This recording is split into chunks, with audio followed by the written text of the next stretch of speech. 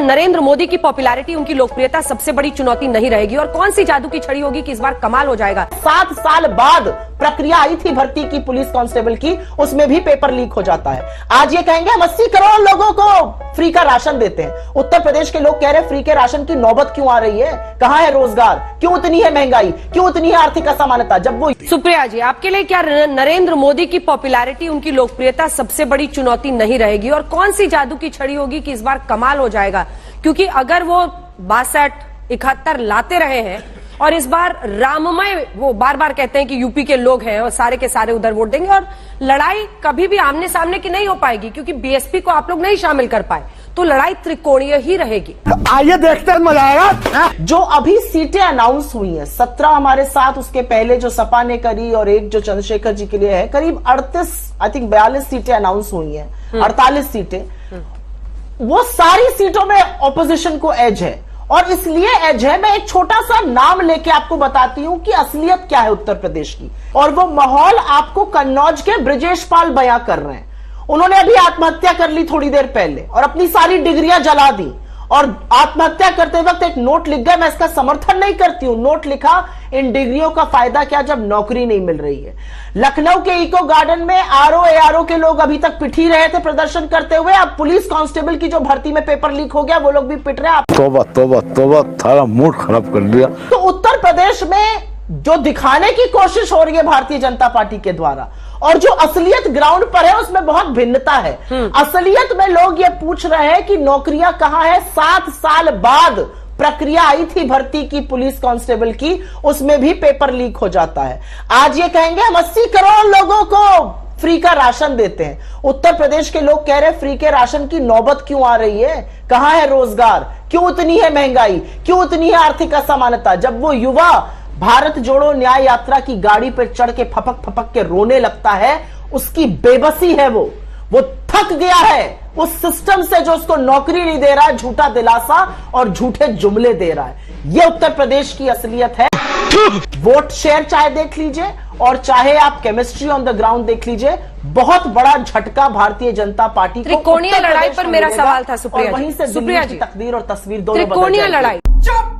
मायावती जी तो साथ में नहीं है, ऐसा तो है नहीं कि उनका सफाया हो गया। हाँ, इस पर जवाब नहीं मिला। छोटा सा बहुत अच्छा सवाल आपने पूछा। नहीं, बिल्कुल नहीं, बिल्कुल नहीं, बिल्कुल नहीं। मायावती जी का बिल्कुल सफाया नहीं हो गया आपके अकॉर्डिंग, लेकिन आप जाकर ग्राउंड पर देख लीजिए। मैं मायावती जी का बहुत आदर करती हूं, और इसलिए आदर करती हूं क्योंकि उनका जो राजनीतिक उत्थान है वैसा कम लोगों का होता है। कम लोग इतने शोषित वंचित समाज से आके इस शीर्ष शिखर पे पहुंचते हैं। लेकिन आज बहन जी को इस बात का जवाब देना है कि आप किसके साथ खड़ी हैं। आप उन लोगों के साथ खड़ी हैं जिनके हक का हनन जो संविधान से निहित है लगातार हो रहा है, या आप सत्ता पक्ष के साथ खड़ी हैं। मुझे लगता है जो बहन जी का वोटर है वो समझ चुका है कि उसकी लड़ाई जो है वो इंडिया गठबंधन लड़ेगा, उसकी लड़ाई हम लड़ेंगे। उसकी लड़ाई मायावती जी नहीं लड़ पा रही हैं। पूरे सम्मान के साथ मैं कहती हूं वो विक्षुब्ध है और वो नाराज है उनसे। वो त्रिकोणीय मुकाबला जो आपको त्रिकोणीय लग रहा है वो होगा नहीं त्रिकोणीय, बिल्कुल द्विपक्षीय लड़ाई रहेगी, और एज हमारे पास है। बात तो सही है। सुधांशु जी, नगीना जैसी सीटों पर 70% से ज्यादा मुस्लिम मतदाता है, और एक बहुत बड़ी वजह इस गठबंधन में आखिरकार सीट शेयरिंग, क्योंकि एक दिन पहले शाम में अचानक वाराणसी का कैंडिडेट समाजवादी पार्टी ने सुरेंद्र पटेल को डिक्लेयर कर दिया, जिसके बाद 17 पे ही कांग्रेस पार्टी मान गई। वो सब कुछ दिख रहा था कि क्या हो रहा है, लेकिन सवाल यह है कि कई सीटें ऐसी हैं जहां पर मुस्लिम कंसोलिडेशन अगर हो गया, बटा नहीं वोट, तो आपके लिए मुश्किल हो जाएगी। और आपके तो केशव प्रसाद मौर्य कह रहे हैं 80+40 बिहार प्लस यूपी 120 हम जीत कर यहां दिखाएंगे। कैसे होगा? प्यारी समझ गई। देखिए, जो आप बात कह रही हैं वो बिल्कुल ठीक है। इनके गठबंधन या जो विपक्षी दलों गठबंधन का क्या उद्देश्य, वही है ना कि 20% पक्का है, 20% अपना है और 80 को टुकड़े टुकड़े करना है। तो सारी की सारी जो तथाकथित रणनीतियां वो इस मुद्दे पे है, परंतु अक्सर ये रणनीति सफल नहीं होती। एक और कॉन्स्टिट्यूएंसी है जहां 70% मुस्लिम है, रामपुर। और याद करिए बाई इलेक्शन में हम रामपुर जीते।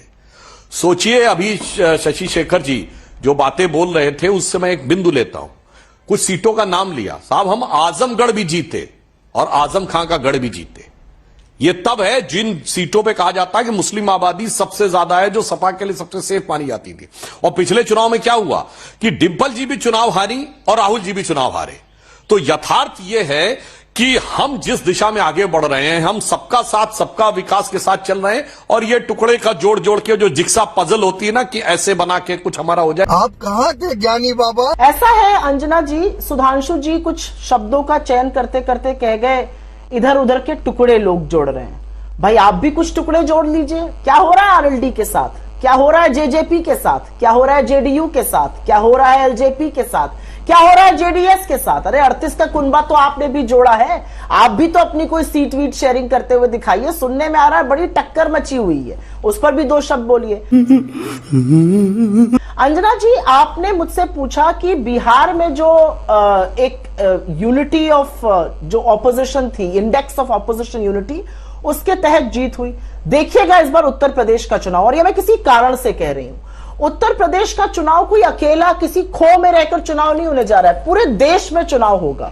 जिन किसानों को आप नक्सलवादी और आतंकवादी कह रहे हैं, जिन किसानों पर आप ड्रोन से ढूंढ ढूंढ कर आंसू गैस के बम के गोले छोड़ रहे हैं, जिस 7वें किसान की आज शहीदी हुई है वहां पर, जिस 21 साल के शुभकरण सिंह की हरियाणा की पुलिस की बर्बरता से हत्या हो गई, आज मुद्दा यह है, आज मुद्दा यह है कि सत्यपाल मलिक जो यूपी का बेटा है, जब वो खड़ा होकर आपसे सवाल पूछता है तो आप उसके यहां रेड करा देते हैं। आज सवाल यह है कि किसानों को एनएसए के लॉ सेट के अंतर्गत मुकदमा किया जाएगा और उनके घर पे कुर्की के कागज लगाए जाएंगे। ये बिक गई है गवर्नमेंट, अब गवर्नमेंट में कुछ नहीं है। ढूंढ ढूंढ कर उनको पीटा जाएगा, बोरियों में भर के उनको हरियाणा की पुलिस ले जाएगी। अंततोगत्वा ये सारी बातें एक तरफ है, असलियत यह है कि इस देश के जो मुद्दे हैं उनसे ध्यान भाजपा हटाना चाहती है। आप एक नहीं, आप 100 बार बूथ मैनेज कर लीजिए, जब जनता बदलाव करना चाहती है तो उखाड़ फेंकती है, ये याद रखिएगा आप। और यही होगा इस बार। किसानों के खिलाफ जो आप कर रहे हैं, जो बेरोजगारों के खिलाफ षड्यंत्र कर रहे हैं, और जो इस देश में लोकतंत्र की आपने त्राहिमाम मचा दिया है। मैं 2 चीजें इस पर बोलना चाहती हूं और ये बोलनी जरूरी है। 30 सेकंड में ये बात मैं बोल के खत्म कर लूंगी। आज की तारीख में सुप्रीम कोर्ट कहता है इलेक्टोरल बॉन्ड जो है वो बिल्कुल खराब चीज है, लोकतंत्र के लिए खतरा, उसको खत्म किया जाए। चंडीगढ़ के मेयर के चुनाव में महज 36 वोट में आपकी सारी असलियत खुल के सामने आ गई, सबको पता चल गया अनिल मसीह का मसीहा कौन था। पता है ना आप सबको। असलियत एक ये भी है कि कल आपकी प्रवक्ता ने, आम आदमी पार्टी की प्रवक्ता ने खुलासा किया कि उनके ऊपर बीजेपी ने कितना प्रेशर बनाया कि आप इंडिया गठबंधन में ना रहिए। आप इन सब चीजों से कुछ लोगों को डरा सकते हैं, कुछ लोगों को धमका सकते हैं। देश की जनता के सामने इस समय आप मोर्चा लेके खड़े हैं। कोई भी सरकार किसानों के साथ बर्बरता कर कोई चुनाव नहीं जीत सकती है। यह बात मैं डंके की चोट पर कहती हूं, और इसके लिए आप मुझे जरूर 2024 के चुनाव के बाद बुलाइएगा और इस स्टूडियो में लताड़िएगा। कोई भी सरकार किसानों के खिलाफ षड्यंत्र रच के नहीं जीत सकती। अमेठी से राहुल गांधी लड़ेंगे या नहीं सुप्रिया जी? खबर ये आ रही है कि रायबरेली सेफर सीट जो है राहुल गांधी को दी जा सकती है और प्रियंका जी लड़ सकती हैं अमेठी से। कुछ बताइए, आप तो सोशल प्लेटफॉर्म्स की भी चेयरपर्सन है कांग्रेस पार्टी में। मैं बिल्कुल सोशल प्लेटफॉर्म्स की चेयरपर्सन हूं, लेकिन मुझे नहीं लगता कि मेरी ये हैसियत या ये वो है कि मैं उन लोगों से पूछूं आप कहां से लड़ रहे हैं। मुझे लगता है कि ये नेतृत्व, ये खड़गे जी का डिसीजन होगा, ये राहुल जी का डिसीजन होगा, ये प्रियंका जी का डिसीजन होगा। कांग्रेस प्रेसिडेंट को और राहुल जी को जो ठीक लगेगा वो जरूर करेंगे। मैं एक बात लेकिन आपको वाउच करके कह सकती हूं 20 सेकेंड में, जिन 7 दिनों में चंदौली से लेके वाराणसी और उसके बाद प्रयागराज, प्रतापगढ़, लखनऊ, रायबरेली, अमेठी, कानपुर में जो मैंने देखा वो अभूतपूर्व था, और उससे सरकार हिली हुई है, और उसके चलते मुझे लगता है बड़ा बदलाव